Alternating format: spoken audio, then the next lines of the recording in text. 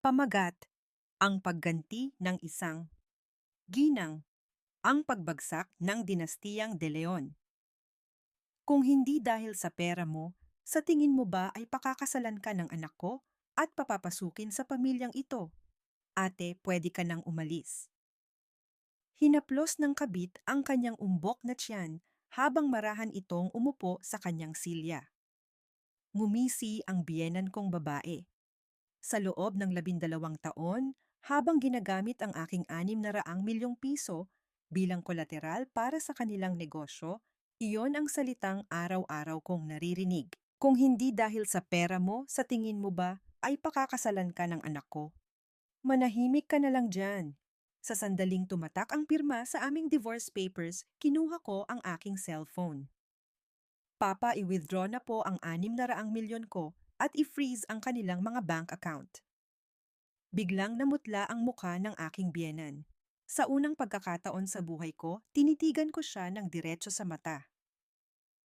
Ang 12 taon ng pagdurusa, ibinalik ko sa kanila sa loob lamang ng isang araw. Ano nga ba ang mga nangyari? Bago magsimula ang kwento, pindutin ang subscribe at like at mag-iwan ng komento kung saan ka man nakikinig para mapuno ng kaligayahan ang lugar na iyan. Naganap ito sa isang notaryo publiko sa Bonifacio Global City, Taguig. Sa labas ng bintana, nagniningning ang sikat ng araw ng tagsibol, ngunit sa loob ng conference room, ang hangin ay kasinlamig ng Disyembre. Si Celestina ay nakaupo sa isang dulo ng mahabang mesa. Sa kanyang edad na 38, mukha siyang mas pagod at payat kaysa karaniwan, ngunit ang kanyang mga mata ay mas malinaw at matalas kaysa dati. Sa kabilang dulo ng mesa ay ang kanyang asawang si Miguel. Sa tabi niya nakaupo ang isang batang babae na may malaking tiyan. Si Sofia, 7 buwang buntis. Kahit na dinadala niya ang anak ng asawa ng iba, buong pagmamalaki siyang humarap sa lahat. At sa gitna sa pinakaupuan naroon ang biyena ni Celestina, si Doña Imelda de Leon. Bilang matriarka ng 100 taong angkan, natanyag sa paggawa ng suka at patis na kasuot siya ng mamahaling Filipiniana habang minamata si Celestina. Inabot ng notaryo ang mga dokumento. Ito po ang divorce agreement. Kailangan lang po ng pirma ng magkabilang panig. Unang nagsalita si Doña Imelda. Pirmahan mo na yan. Ang tanging makukuha mo ay 15 milyong piso bilang danyos. Isipin mo na lang na bayad yan sa pagkain at pagtira mo sa pamamahay namin sa loob ng 12 taon. Lang bahid ng pagsisisi sa kanyang boses. Tila isa lamang siyang bagay na walang silbi na itatapon na. Bahagyang nanginig ang mga daliri ni Celestina. Ngunit hindi ito dahil sa takot. Ito ay dahil ang galit na kinimkim niya sa loob ng 12 taon ay malapit nang sumabog. Si Miguel, ang kanyang asawa, ay walang kibo. Nakatingin lamang siya sa labas ng bintana, walang anumang emosyon. Sa sandali ng paghihiwalay sa asawang nakasama niya ng 12 taon, tila wala siyang pakialam. Ngumiti si Sofia habang hinihimas ang tiyan. Nakita ni Celestina ang ngiting iyon. Isang ngiti ng isang taong sigurado sa kanyang tagumpay. Dahan-dahang itinaas ni Celestina ang kanyang pluma. Sige, pipirmahan ko. Ang kanyang boses ay nakakagulat na kalmado. Bawat salita ay malinaw at walang panginginig. Bahagyang nanliit ang mga mata ni Doña Imelda. May kakaiba siyang naramdaman. Isinulat ni Celestina ang kanyang pangalan sa ilalim ng kasunduan, Celestina Reyes. 3 salitang isinulat ng may buong ingat. Matapos pumirma, ibinaba ni Celestina ang pluma at tahimik na kinuha ang cellphone mula sa kanyang bag. Ano yan? Tatawag ka na agad sa mga kaibigan mo para magdrama o pang-aasar ng biyenan. Sa halip na sumagot, pinindot ni Celestina ang speed dial number 1. Matapos ang 2 ring sumagot ang nasa kabilang linya. Papa, ako po ito. Umalingaw-ngaw ang boses ni Celestina sa silid. Kumunot ang noo ni Doña Imelda. Ang ama ni Celestina ay si Don Ricardo Reyes, ang chairman ng isa sa pinakamalaking food conglomerate sa bansa, ang Reyes Foods Corporation. Nagpatuloy si Celestina. Yung 600 milyong piso na time deposit na nakapangalan sa akin, paki-withdraw na po ngayon din. Sa isang iglap, tila nagyelo ang hangin sa silid. Nawala ang lahat ng kulay sa mukha ni Doña Imelda. Mabilis na napalingon si Miguel at nawala ang ngiti sa mga labi ni Sofia. Nagpatuloy si Celestina at dahil lumabas na ang desisyon ng korte, pakisagawa na rin po ang pag-freeze sa mga bank account ng De Leon Condiments. Narinig ang mababang boses ng kanyang ama sa telepono. Sige anak, aasikasuhin ko agad. Natapos ang tawag. Dahan-dahang ibinaba ni Celestina ang cellphone. Biglang tumayo si Doña Imelda. Gumawa ng matinis na tunog ang silyang na itulak niya. Aano 600 milyon, iwi-withdraw mo ang depositong yon. Nanginginig ang kanyang boses. Hindi malaman kung dahil sa galit o sa takot. Sa unang pagkakataon, itinaas ni Celestina ang kanyang ulo at tinitigan ng diretso ang biyenan. Isang bagay na hindi niya nagawa sa loob ng 12 taon. Doña Imelda, ang depositong iyon po ay nakapangalan sa akin. Legal po itong pag-aari ko. Nanginginig ang mga labi ng matanda. Ginamit naming kolateral yang pera na yan para makakuha ng loan 300 milyon ang inutang namin. Tumango si Celestina. Alam ko po, ginamit niyo ang ari-arian ko bilang kolateral ng walang pahintulot ko sa loob ng 12 taon. Biglang sumingit si Miguel. Celestina, teka lang, hindi tama to. Pwede ba nating pag-usapan ulit, tonto? Tumingin si Celestina sa asawa. Ang lalaking hindi man lang siya tinitigan sa loob ng 12 taon. Ang lalaking laging sumusunod sa utos ng ina at nagbubulag-bulagan sa tuwing minamaltrato ang asawa. At ngayon, gusto niyang makipag-usap. Miguel, alam mo ba kung gaano karaming pagkakataon ang nagkaroon ka para kausapin ako sa loob ng 12 taon? Ang boses ni Celestina ay nanatiling kalmado. Ngunit sa ilalim ng kalamang iyon, naroon ang 12 taon ng hinanakit at galit. Sakto namang tumunog ang cellphone ni Doña Imelda. Tawag mula sa finance director ng kanilang kumpanya. Chairman, malaking problema po. Tumawag po ang bangko na withdraw na daw po ang depositong ginamit nating kolateral. Pinapabayaran po nila agad ang 300 milyong loan. Nanginginig ang kamay ng matanda. Anong ibig mong sabihin? At na-freeze na rin po ang lahat ng corporate accounts natin. Naglabas daw po ng temporary restraining order ang korte. Muntik nang mahulog ang cellphone sa kamay ni Doña Imelda. Ang kanyang mukha ay puting-puti na. Ang 100 taong negosyo ng kanilang pamilya ay nasa bingit ng pagbagsak sa isang iglap. Tumayo si Celestina mula sa kanyang upuan. Ang kanyang likod ay tuwid na tuwid. Sa unang pagkakataon sa loob ng 12 taon, nakatayo siyang may dignidad. Donya, naghintay ako ng 12 taon. May namumuong luha sa mga mata ni Celestina. Ngunit hindi iyon luha ng kalungkutan. Iyon ay luha ng emosyon mula sa wakas na paglaya. Araw-araw 4:00 ng umaga, gigising ako para tingnan ang mga tapayan ng suka. Maghahanda ng pagkain para sa buong pamilya. Aasikasuhin ang mga bisita mula sa mga kliyente. At pagkatapos ng lahat ng iyon, puro mura ang natatanggap ko. Isang manugang na walang silbi at pabigat lang daw. Nagsimulang manginig ang boses ni Celestina.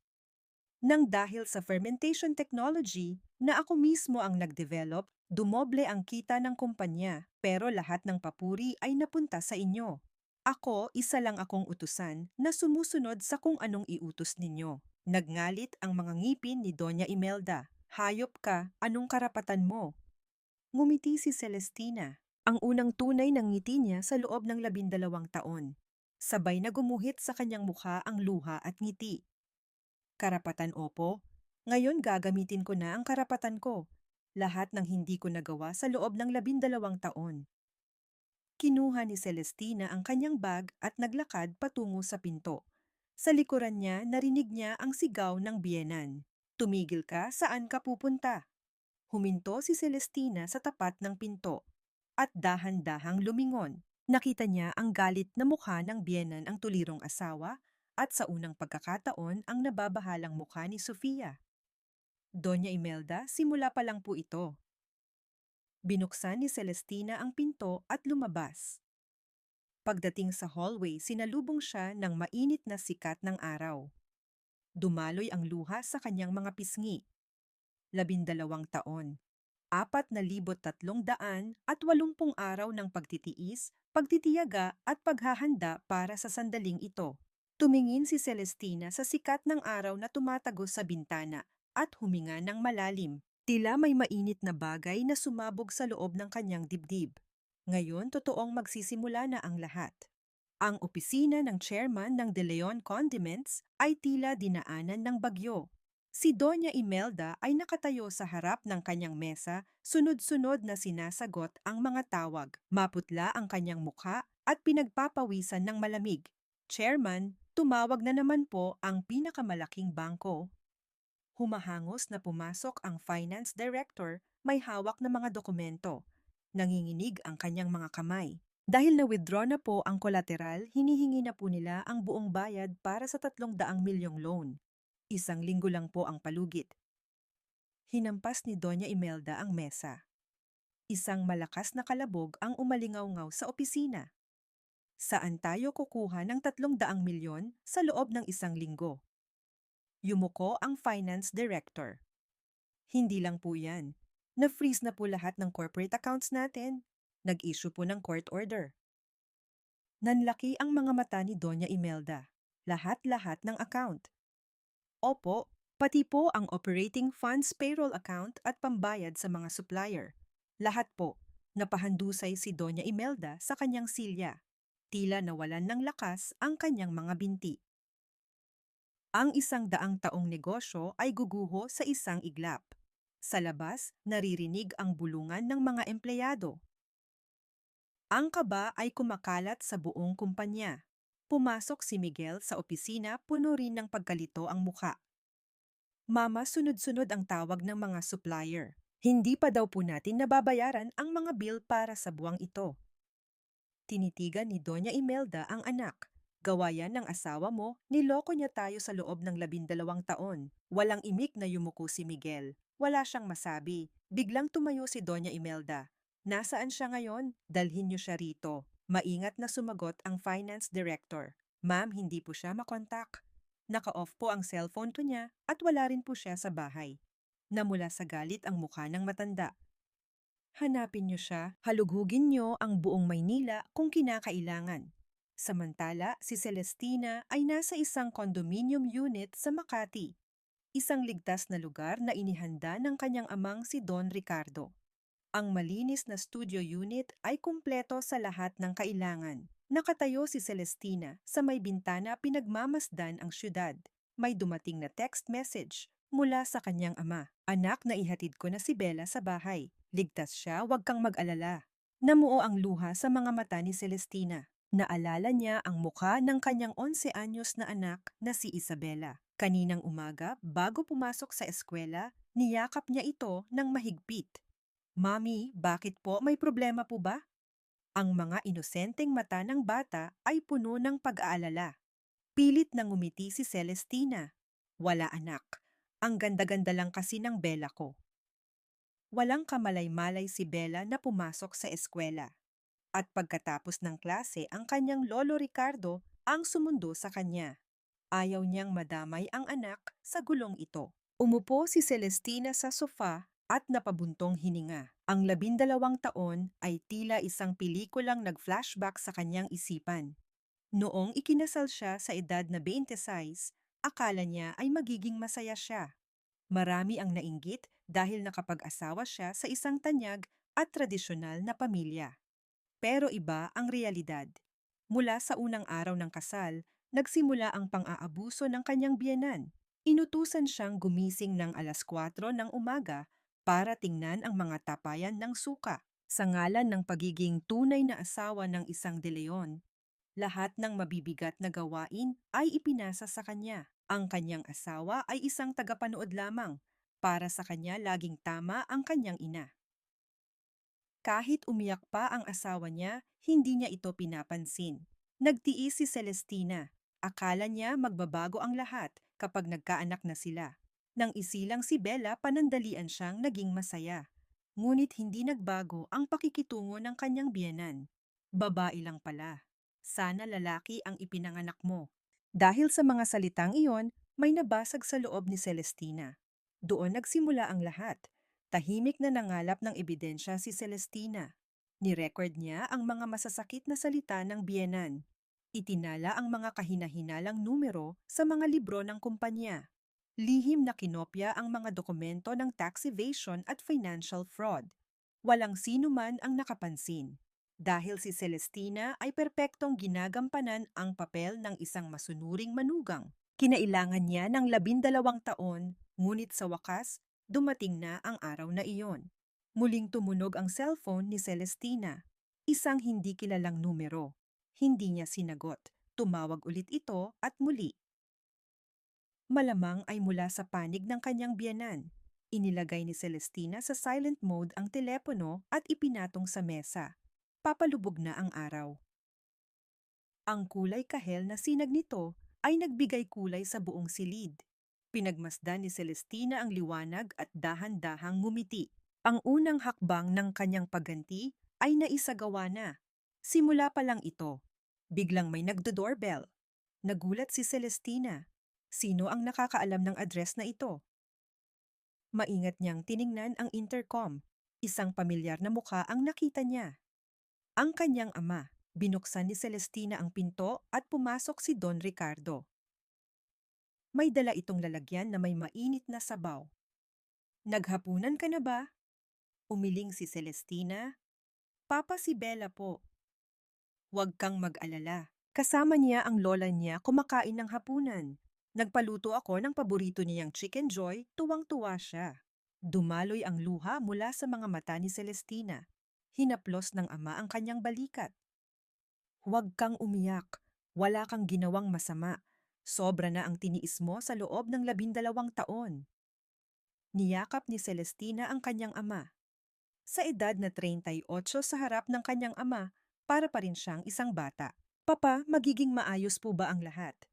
Hindi po ba masyadong malaki itong ginawa ko? Hinaplos ni Don Ricardo ang likod ng anak. Ayos lang yan. Inihanda ko na ang lahat. Walang magiging problema sa legal at sapat ang ating pondo. Ngayon, mabuhay ka na para sa sarili mo. Tumingin si Celestina sa ama. May mga kulubot na ang mukha nito, ngunit ang kanyang mga mata ay nanatiling matatag. Salamat po, Papa. Tumango si Don Ricardo. Bukas tatawag sa iyo ang abogado. Ipapapaliwanag niya ang mga susunod na hakbang. Sa ngayon, magpahinga ka. Pagkaalis ng ama, tumayo si Celestina sa may bintana at pinagmasdan ang madilim na kalangitan ng Maynila. Sa malayo natatanaw niya ang mga ilaw mula sa gusali ng De Leon Condiments. Siguradong magulo na sila roon ngayon. Oras na para sa ikalawang hakbang, bulong ni Celestina. Ang kanyang mga mata ay kumikinang sa dilim. Kinabukasan, binuksan ni Celestina ang kanyang laptop. Sa screen nakahilera ang mga folder. 2015, 2018, 2020, 2024.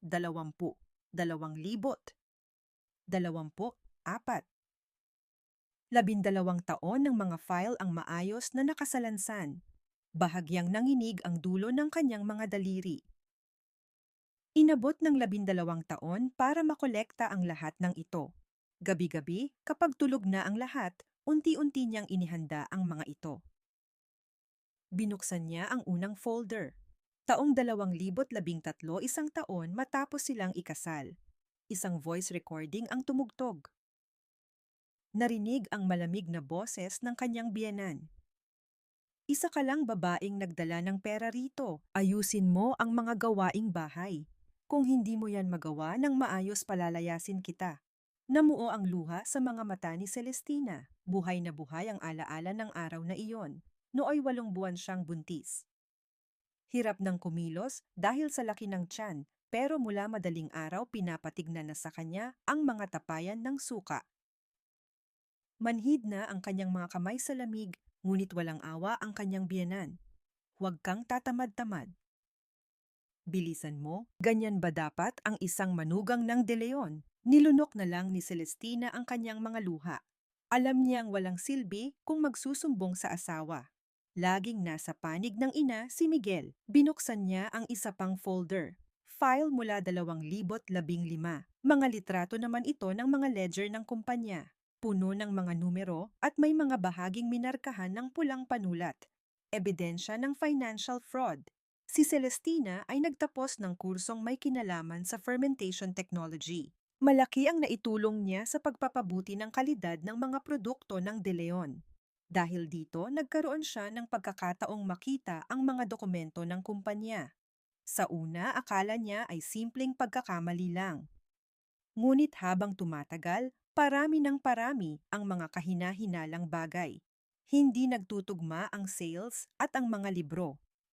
Ang mga tax declaration ay iba sa totoong kinita. Tahimik na nangalap ng ebidensya si Celestina. Nang walang nakakaalam, kinopya niya ang mga ledger, kumuha ng litrato at isinave ang mga file. Hindi man lang sumagi sa isip ng kanyang biyenan na may ginagawa siyang ganito. Sa folder ng 2020, naroon ang mga detalye ng kanilang secret slush fund. Ang mga bakas ng perang inilipat ng biyenan sa kanyang personal na account. Daan-daang milyong piso ang lihim na nawawala. Napabuntong hininga si Celestina. Sa loob ng 12 taon, habang kinokolekta ang mga ito, hindi niya malaman kung gaano siya natakot. Gabi-gabi, kumakabog ang kanyang dibdib sa takot na mahuli. Biglang tumunog ang kanyang cellphone, ang kanyang ama. Celestina, tatawag sa iyo ang abogado. Si Marco Sandoval, kaklase ko noong college. Natigilan si Celestina. Marco Sandoval po. Oo. 5 taon na akong lihim na kumukonsulta sa kanya. Siya ang nagplano ng lahat ng ito. Pagkababa ng telepono, tulala si Celestina. Marco Sandoval. Isang pangalang biglang lumitaw pagkatapos ng 16 na taon. Noong college, kaklase niya si Marco. Mas matanda ito ng 2 taon, ngunit laging tahimik at mabait. Noon pa man, alam na ni Celestina na may gusto sa kanya si Marco. Ngunit hindi ito kailanman umamin. At nang ibalita ni Celestina na ikakasal na siya kay Miguel, isang congratulations lang ang sinabi ni Marco bago tuluyang nawala. 16 na taon na ang nakalipas. Maya-maya muling tumunog ang cellphone. Hindi pamilyar na numero, ngunit alam na ni Celestina kung sino ito. Hello! Celestina, matagal na rin. Si Marco ito. Isang mababa at kalmadong boses. Sa loob ng 16 na taon, hindi nagbago ang boses na iyon. Mainit pa rin at mapagkakatiwalaan. Kakaibang kaba ang naramdaman ni Celestina. Marco, ang tagal na nga. Oo, 16 na taon. Hindi ko akalain na sa ganitong sitwasyon tayo ulit magkikita. May bahid ng pait sa boses ni Marco.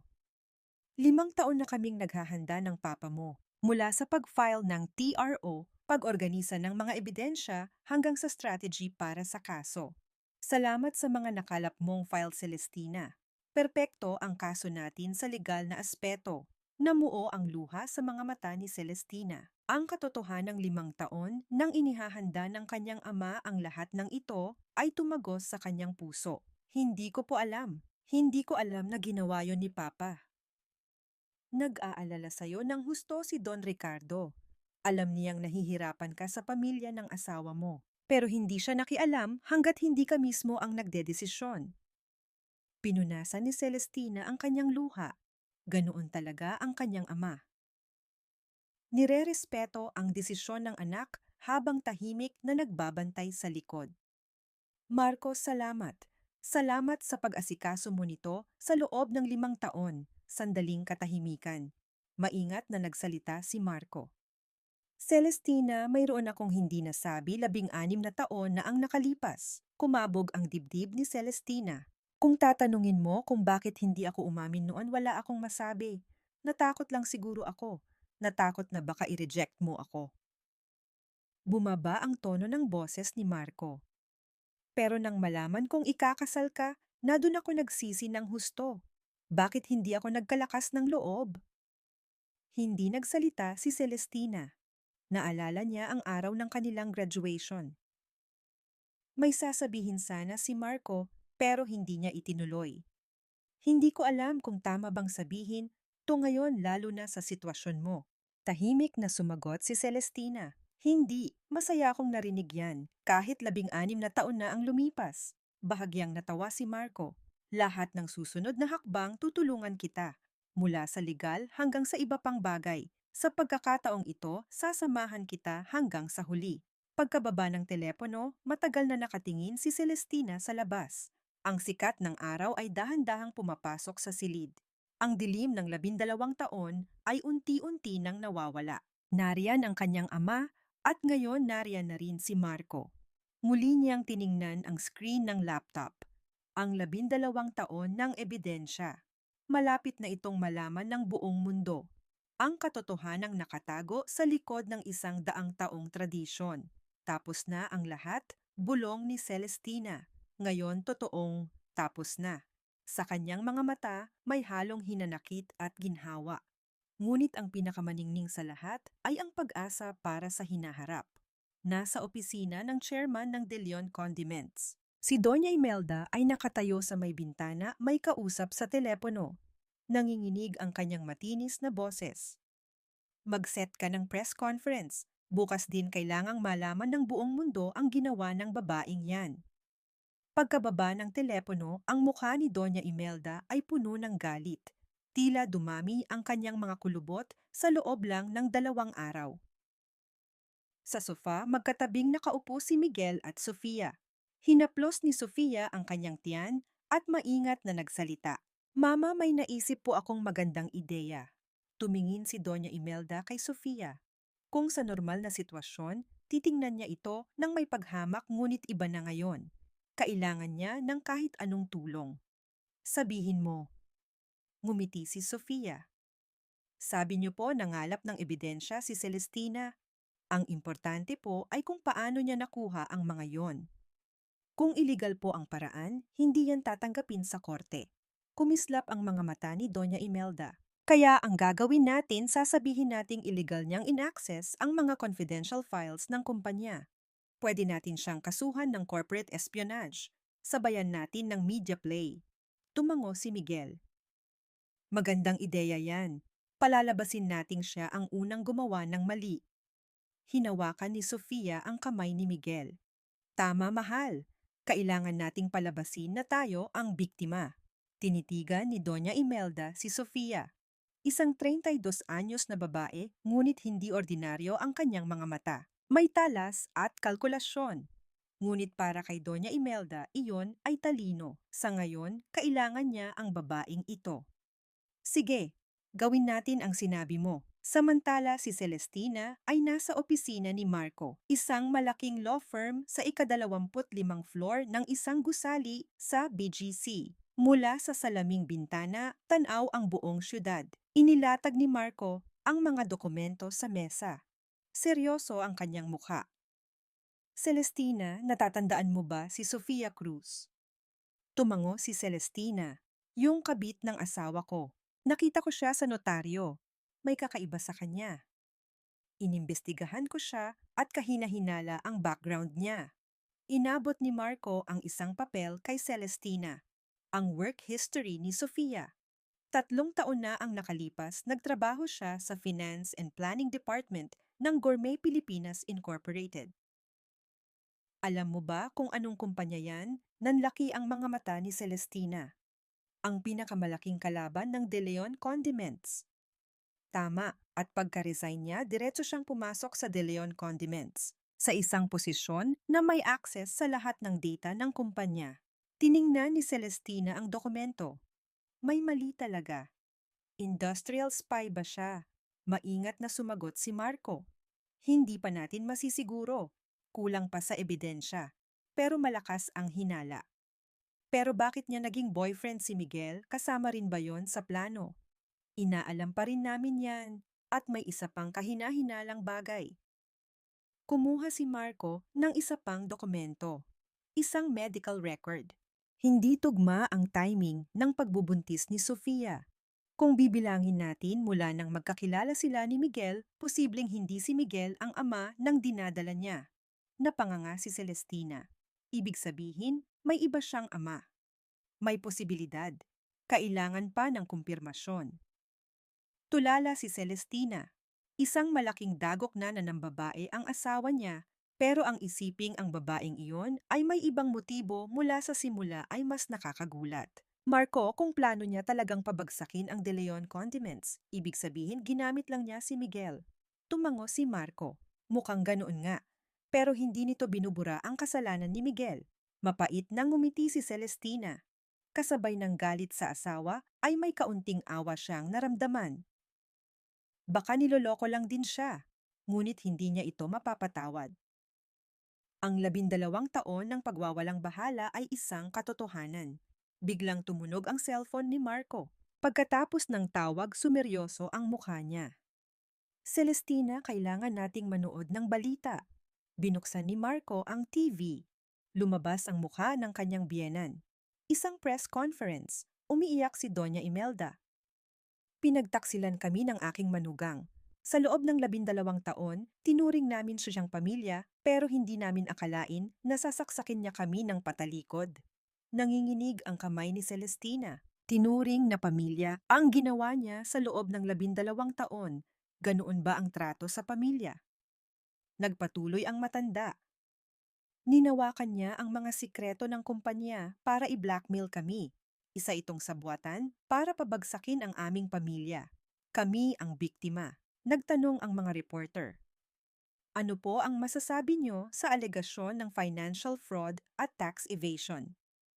Pinunasan ni Doña Imelda ang luha. Kasungalingan lahat yan. Gawa-gawa lang niya ang mga dokumentong yan. Ang 100 taong kumpanya tulad ng De Leon Condiments, gagawa ba ng ganoon? Pinatay ni Celestina ang TV. Nanginginig ang kanyang kamay. Siya ang biktima. Ang taong ginawa siyang ATM, minura at minaliit sa loob ng 12 taon, nanginginig ang buong katawan ni Celestina sa galit. Hinawakan ni Marco ang kanyang kamay. Celestina, kumalma ka. Anuman ang sabihin nila, hindi magbabago ang katotohanan. Tumingin si Celestina kay Marco. Ang mga mata nito ay matatag. Nasa atin ang 12 taon ng ebidensya. Mga recording ledger/fund. Kahit anong gawin nila, hindi nila mababaliktad yan. Huminga ng malalim si Celestina. Tama si Marco. Hindi kailangang magpaapekto. Nasa kamay na niya ang katotohanan. Salamat Marco, nahimasmasan ako. Ngumiti si Marco. Kikilos na rin ako. Ipagpapatuloy ko ang investigasyon kay Sofia at ihahanda ang media response. Sa ngayon, huwag ka munang lalabas. Baka dumugin ka ng mga reporter. Tumango si Celestina. Pagbalik sa kanyang kondo, sinearch niya ang balita. Puno ng articles tungkol sa press conference. Manugang na taksil sinira ang 100 taong negosyo. Chairman ng De Leon umiiyak na humingi ng tulong. Ang kataksilan ng isang manugang. Ang mga headline ay tila mga punyal sa kanyang puso. Ang mga komento ay puno ng paninira sa kanya. 12 taon siyang pinakain tapos ganito igaganti. Mukhang pera talaga.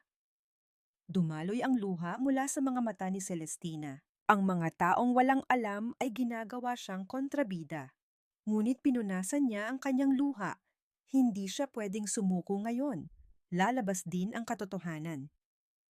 May dumating na text mula kay Marco. Bukas may lalabas na mahalagang impormasyon tungkol kay Sofia. Maghintay ka lang. Binasa ni Celestina ang text at tumango. Hindi pa tapos ang lahat. Nagsisimula pa lang. Sa labas, bumabalot na ang dilim. Ngunit ang mga mata ni Celestina ay hindi natitinag. Ang katotohanan ay tiyak na lalabas. Ilang araw ang lumipas, nagkita si Celestina at Marco sa isang tahimik na cafe sa Kapitolyo, Pasig.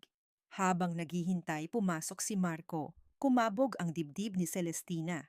Iba ang pakiramdam na kaharap na niya ito.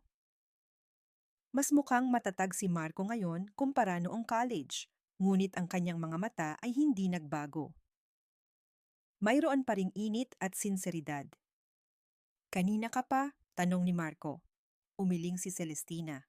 Hindi kararating ko lang. Sandaling katahimikan. Ang 16 na taon ay nasa pagitan nila. Celestina, nahirapan ka no? Hindi ito isang simpleng tanong. Puno ito ng tunay na pag-aalala. Namula ang mga mata ni Celestina. Oo, sobra. Bawat araw sa loob ng 12 taon ay parang isang giyera. Tumango si Marco. Narinig ko kay Don Ricardo kung gaano ka naghirap. Nakakagalit. Mapait na ngumiti si Celestina. Nakatagal lang ako dahil kay Bella. Kung wala siya, matagal na siguro akong sumuko. Itumingin si Marco kay Celestina ng may awa. Tapos na ang lahat.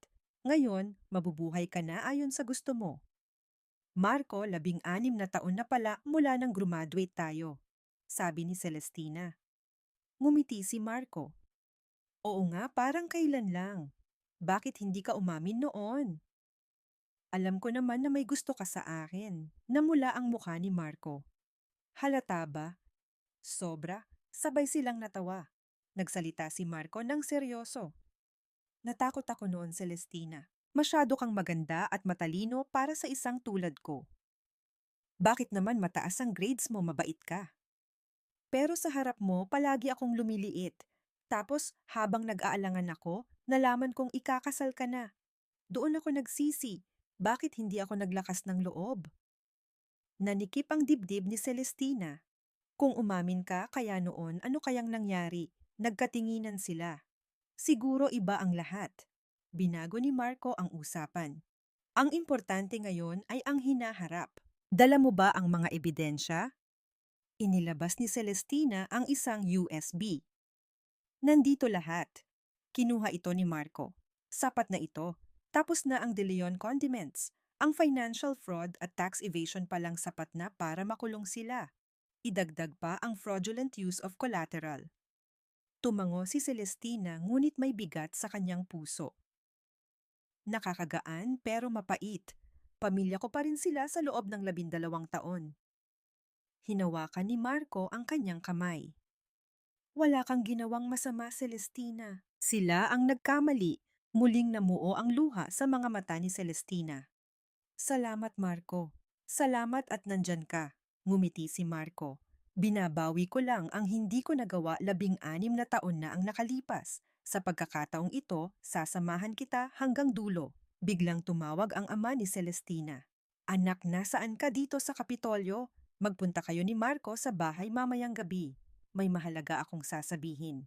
Gabi na nang dumating sila sa bahay ni Don Ricardo sa Ayala, Alabang. Inilabas ng matanda ang isang folder.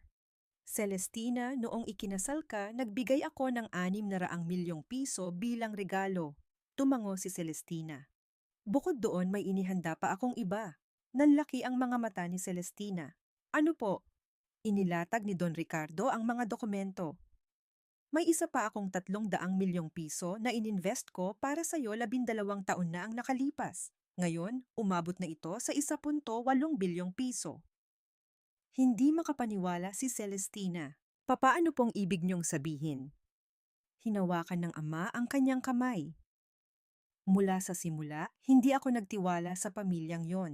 Kaya naghanda ako para sa'yo para anumang oras makapagsimula ka ulit. Humagulgol si Celestina. Hindi ko po alam ang lahat ng ito. Hindi mo kailangang malaman. Ang gusto ko lang ay maging masaya ka. Dahil hindi nangyari yon, oras na para gamitin ito. Sabi ni Marco, Don Ricardo, kahanga-hanga po kayo. Salamat sa iyo, Marco. 5 taon mo itong pinaghandaan. Tumingin si Don Ricardo sa anak. Gamitin mo ang perang ito sa gusto mo. Buhay mo yan, desisyon mo yan. May biglang pumasok sa isip ni Celestina. Papa, may gusto po akong gawin. Ano yon? Isang negosyo ng fermented foods. Iyon po ang aking pinag-aralan. Sa loob ng 12 taon, natutunan ko ang lahat tungkol sa suka at patis. Gusto kong gumawa ng sarili kong brand. Kumislap ang mga mata ni Celestina. Ngumiti ang kanyang ama. Mabuti yan. Susuportahan kita. Ngumiti rin si Marco. Magtatagumpay ka, Celestina. Tutulungan kita sa lahat ng legal na bagay. Tumingin si Celestina sa dalawa. Ang kanyang ama at si Marco. Naramdaman niya kung gaano kalaking lakas ang dulot ng pagkakaroon ng mga taong naniniwala sa kanya. Sa labas kumikinang ang mga bituin. Tahimik na nangako si Celestina sa sarili ngayon na ang tunay na simula. Isang buhay hindi bilang manugang o asawa, kundi bilang si Celestina Reyes. Isang linggo ang lumipas, sumabog ang lahat. Sa umagang balita, breaking news.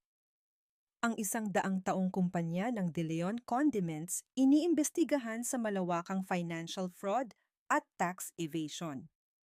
Ayon sa isang anonymous source, minanipula ng kumpanya ang kanilang kita sa loob ng 10 taon.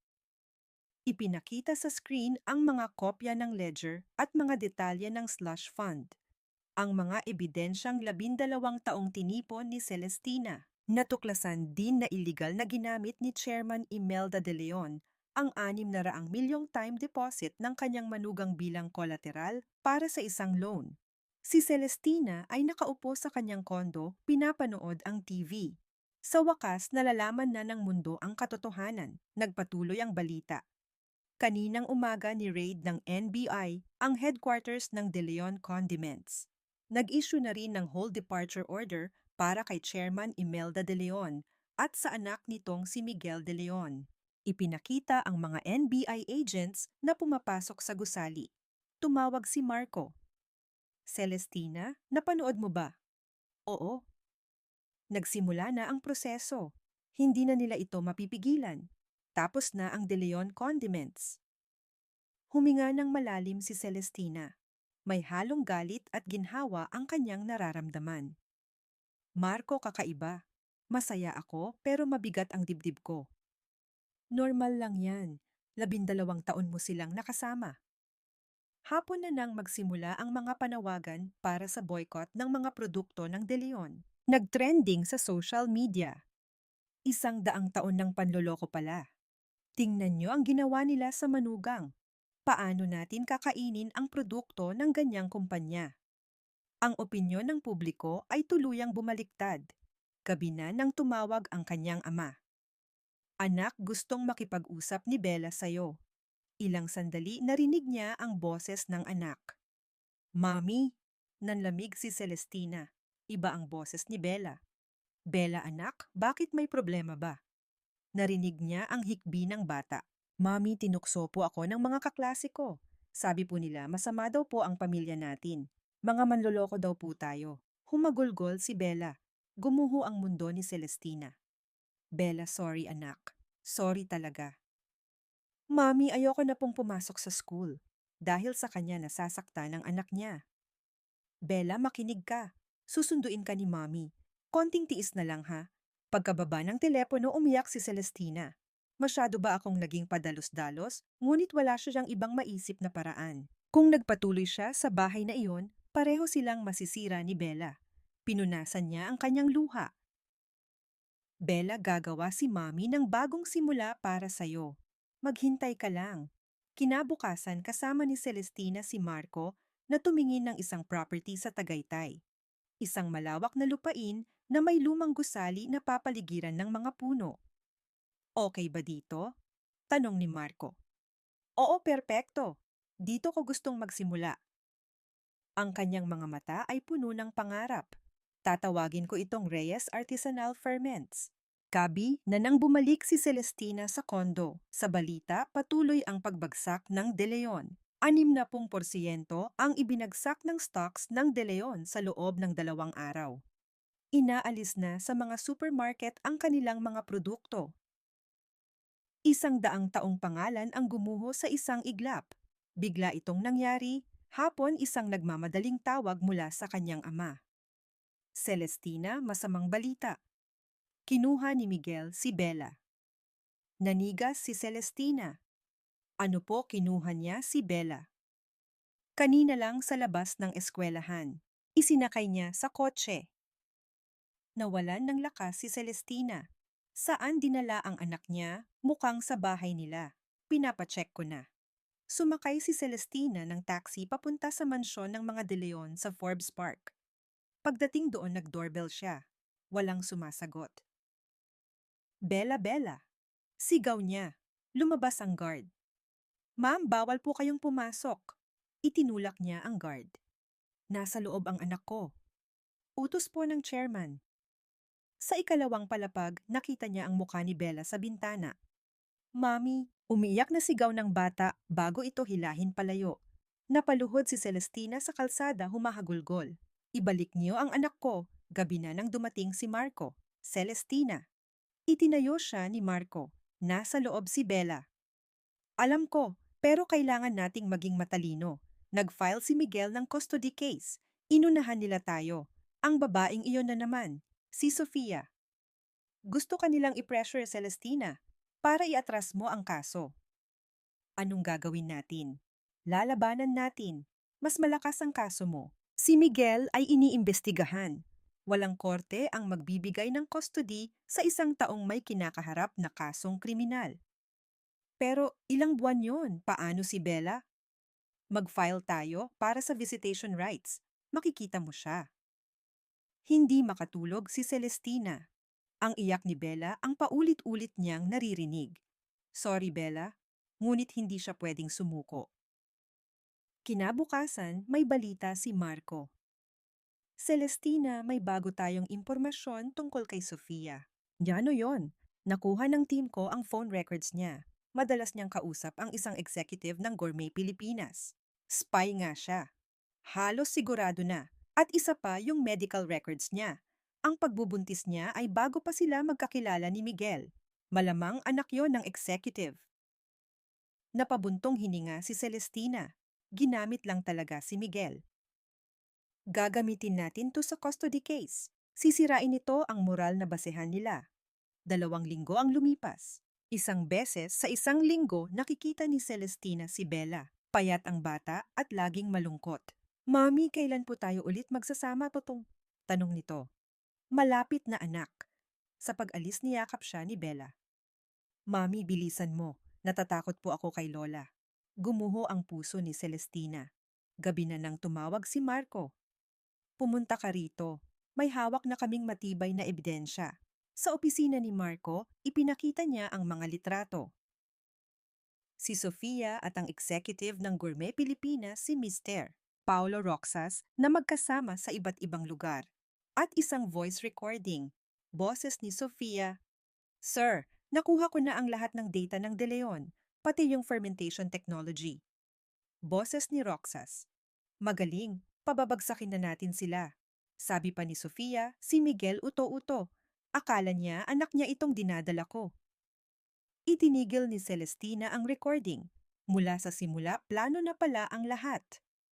Gagamitin natin ito, Celestina. Makukulong si Sofia bilang industrial spy. At dahil kasama niya si Miguel, walang korte ang ibibigay si Bella sa kanila. Makukuha ko na si Bella. Oo, halos sigurado na. Kinabukasan, inaresto si Sofia.